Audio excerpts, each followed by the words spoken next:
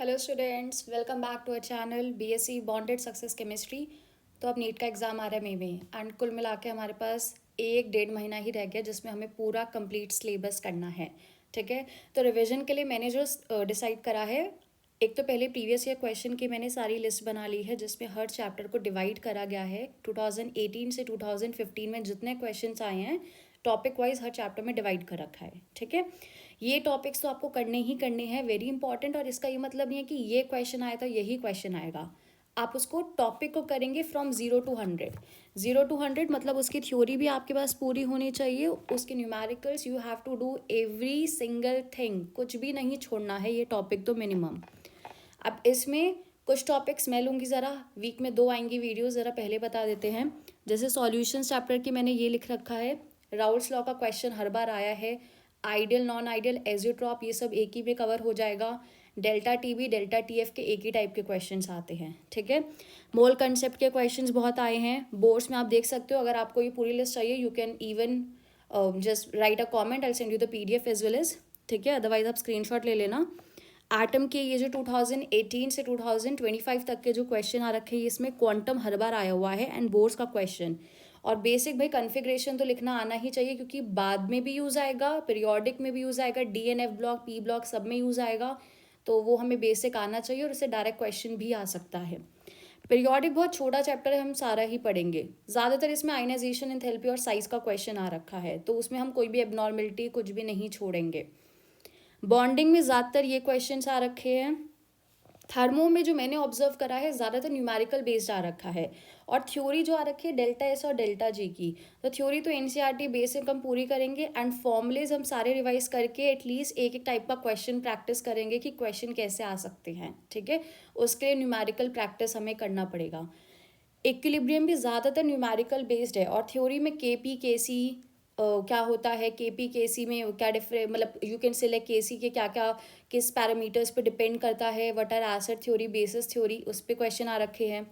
Redox का भी बहुत छोटा चैप्टर है, और ये अगर आप देखें रेडॉक्स एंड इलेक्ट्रोकेमिस्ट्री दोनों सिमिलर ही है काफ़ी हद तक। Similar in the sense redox के बाद हम साथ में इलेक्ट्रो ही पढ़ाते हैं क्योंकि दोनों चैप्टर में electrochemical cell electrolytic cell common है, इस वजह से इलेक्ट्रोकेमिकल सीरीज़।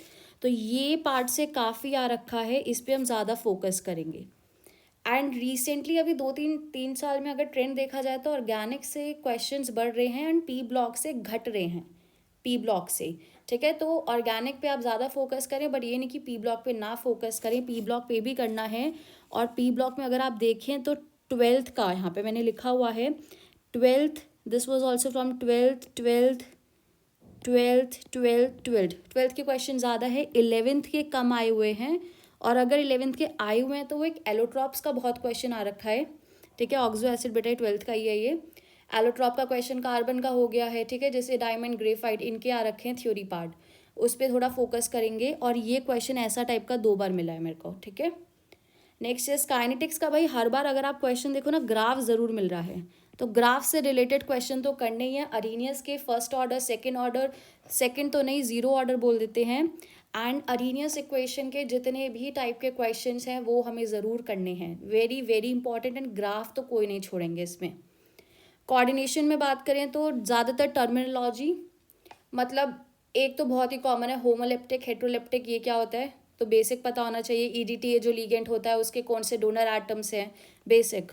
स्ट्रक्चर पता होना चाहिए, स्ट्रक्चर इन द सेंस मतलब आपको यू कैन से VBT के थ्रू बताना आना चाहिए, बताना कि ये आउटर और बाइटल है, अनपेयर्ड कितने इलेक्ट्रॉन्स हैं, जिससे ही मैग्नेटिक मूवमेंट निकलता है। ठीक है, and stability of the complex से क्वेश्चन आ रखे हैं, वो भी हम ज़रा देखेंगे कि स्टेबिलिटी के कौन कौन से फैक्टर्स पे डिपेंड होते हैं। ठीक है, नेक्स्ट इज D ब्लॉक पे आते हैं। D ब्लॉक पे जो सबसे कॉमन टॉपिक मैंने ऑब्जर्व करा है वो मैग्नेटिक मूवमेंट है।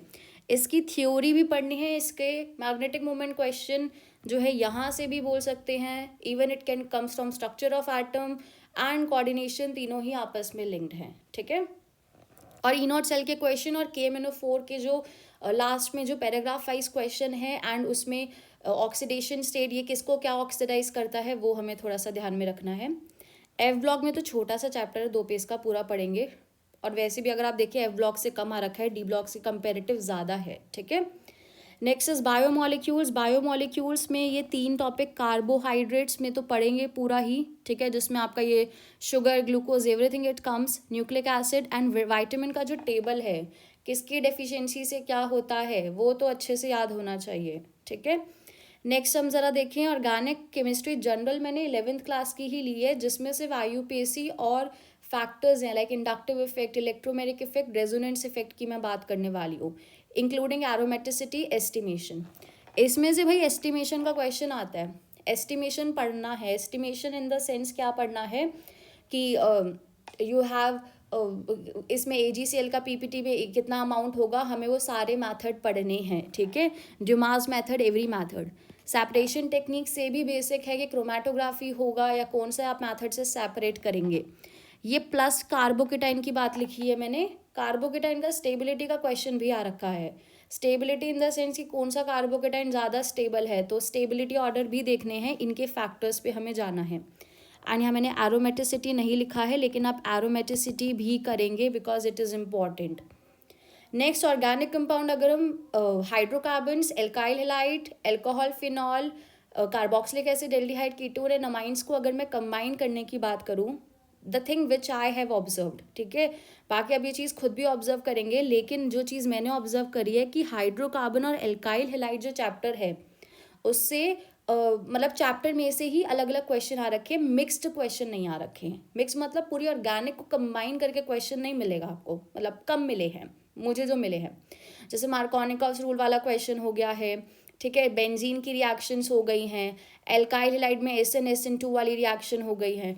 तो इनके आप ये दोनों चैप्टर्स को प्रिपेयर करें, तो प्रिपेयर करने के बाद इनको सेपरेट रिएक्शंस की फॉर्म में इनको पता होना चाहिए, वो आ सकता है।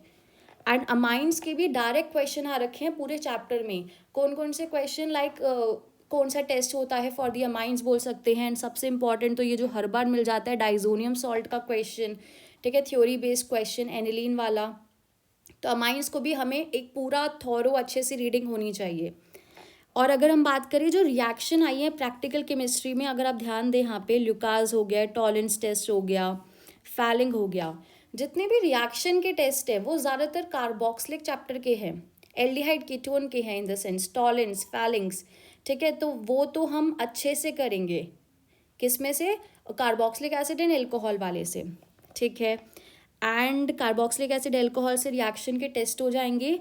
कुछ नेम रिएक्शन अच्छे से याद हो जानी चाहिए, जैसे एल्डोल केनिजारो हो गई हमारे पास, ठीक है, और आपके पास कौन सी हो गई, क्यूमीन प्रिपरेशन वाली हो गई है, थैलामाइड सिंथेसिस वाली हो गई है, गैब्रियल थैलामाइड सिंथेसिस। तो कुछ रिएक्शंस है जो हर चैप्टर में से बहुत इंपॉर्टेंट है, वो हमें करनी ही करनी है। And very one more important thing, एक क्वेश्चन एसिडिटी एंड बेसिसिटी का आ जाता है। एसिडिटी का जो क्वेश्चन आएगा वो कार्बोक्सिलिक एसिड और एल्कोहल का आएगा, बेसिसिटी का अमाइंस का आएगा, लेकिन ये दोनों चीज़ें आ सकती हैं। और प्लस फिजिकल प्रॉपर्टीज़ भी आती हैं, फिजिकल प्रॉपर्टीज़ से भी क्वेश्चन बनता है, ठीक है, वेरी इंपॉर्टेंट। और जो सीक्वेंस वाइज क्वेश्चन है, सीक्वेंस का मतलब है कि A से B में कन्वर्ट हो रहा है, इधर कोई और रिएजेंट डाल के C डाल दिया है, ऐसे क्वेश्चन में जो मैंने ऑब्जर्व करा है वो चारों चैप्टर का मिक्स आ सकता है। ज़्यादातर एसिड एंड एल्कोहल का है, लेकिन that is a combination of all the chapters. So उसके लिए आपको चारों चैप्टर्स के सारे क्वेश्चंस बेसिक, एटलीस्ट NCERT की तो सारी आनी चाहिए, ठीक है, NCERT इज़ द बेसिक। अब ज़रा नेक्स्ट आते हैं, हाँ एक आइडोफॉर्म टेस्ट रह गया था, आइडोफॉर्म टेस्ट भी करना है। प्रैक्टिकल केमिस्ट्री तो अभी आजकल मतलब आजकल बोलियो कुछ रीसेंट ईयर्स में क्वेश्चन आए हैं, तो ये टॉलेंस, ल्यूकास, ये सब तो हम कर लेंगे वहाँ पे, कहाँ पे, ऑर्गेनिक केमिस्ट्री में ही, ठीक है। लेकिन नाइट्रोजन सल्फर वाले टेस्ट वो आपके जनरल ऑर्गेनिक केमिस्ट्री में आ जाएगा, ठीक है। लास्ट में जो रह गया है एक ग्रुप टेस्ट जो होता है, जो केटाइन वाले टेस्ट होते हैं, केटाइन एनालिसिस के जो टेस्ट हैं वो हमें पढ़ने पड़ेंगे। कौन से ग्रुप में कौन सा आयन आता है, उसके लिए कौन सा रिएजेंट यूज़ करा जाता है, दिस इज़ द बेसिक जो आपको मैच दी फॉलोइंग में यूजुअली मिलता है, ठीक है। बाकी इतना मैंने बेसिक बोला है, ये तो भाई हमें फिंगर्स पे लर्न होना चाहिए। मतलब if this is not on your finger tips, मतलब अभी तो आपकी केमिस्ट्री की प्रिपरेशन नहीं हो रखी है, ठीक है। तो हम इसमें से कोई भी टॉपिक में रैंडम उठाऊंगी, रैंडम इन द सेंस कोई भी टॉपिक होगा उसके लिए आपको ये नहीं है कि पहले से पढ़ के आना है. Will be starting from 0 to 100. 0 to 100 मतलब एनसीईआरटी के बेसिक से स्टार्ट करेंगे. पीवाईक्यूज भी होंगे उसमें से, इम्पॉर्टेंट क्वेश्चंस, कैसे एक्स्ट्रा क्वेश्चंस बन सकते हैं, एंड हाउ टू थिंक. ठीक है, एग्जाम में सोचना कैसे है, अगर क्वेश्चन कुछ आ गया बदल के तो कैसे हम उसको करेंगे. ठीक है, तो इतना हम करेंगे 0 to 100. अगर आपको नहीं भी आता होगा तो आई बी राइटिंग द फॉर्मूला, लेकिन आप उस 1 आवर में एटलीस्ट कंप्लीट करेंगे. तो वीक में 2 या 3 लेक्चर्स अपलोड होंगे इसके, प्रोबेबली 2 होंगे. तो 2 लेक्चर्स में वीक में 2 टॉपिक हमारे अच्छे से प्रिपेयर होने चाहिए. 2 इन द सेंस एक छोटा टॉपिक नहीं, बड़ा टॉपिक लेंगे. ठीक है, so all the very best for your NEET preparation.